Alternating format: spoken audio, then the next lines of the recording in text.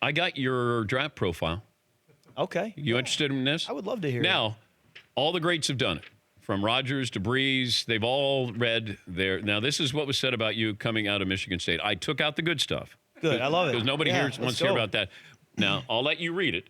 Okay. By the way, when I did this with Drew Brees, Brees said, "Can I keep this?" Yeah, that's good. And he put it.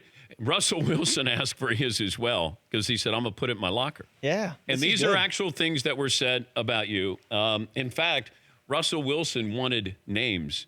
He wanted to know who said this. All right. I think all of us that are, we all got a little chip on our shoulder, I think it all comes with the territory. Okay, all right. So here you go. Kirk Cousins. This is what's said about Kirk D. Cousins coming out of college. His accuracy when throwing deep is questionable. Has not shown he can make the flash plays to move the offense and win games for his team. He will need talent around him to succeed, which limits his value. He is not a very strong deep thrower. Lacks the ability to manipulate defensive backs.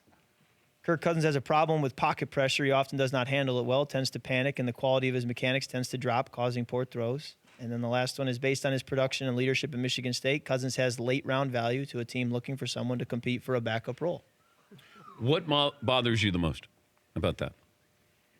Well, the one that you could probably most quickly just say is silly is the not strong at throwing the deep ball. Yeah. I think you'd have to watch tape and that'd be over.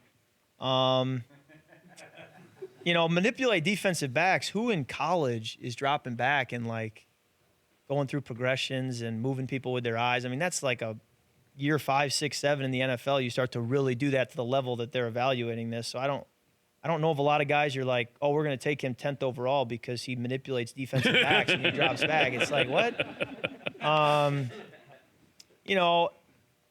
Pocket pressure, okay, yeah, if there's a guy in my face, who doesn't struggle with that? So, some of it just gets to be, guys, we're chasing our tail here. But, and going back to the frustration in 2018, I mean, the whole thing of, win games.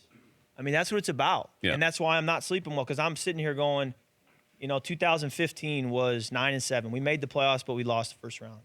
2016 was 8-7-1. 2017 was 7-9. 2018 was 8-7-1. And so 4 years now of essentially hovering around 500.